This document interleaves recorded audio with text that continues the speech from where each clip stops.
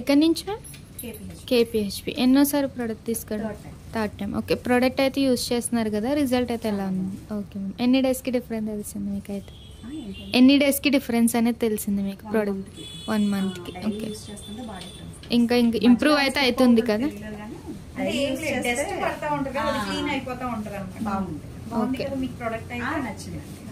Ma'am అయితే మళ్ళీ soap, day cream, sunscreen తీసుకున్నామాట. Soap morning night 2 times use చేయాలి మ్యామ్. ఇంకా డే క్రీమ్ ఇది అప్లై చేసిన తర్వాత సన్ స్క్రీన్ అనేది అప్లై చేసుకోవాలి.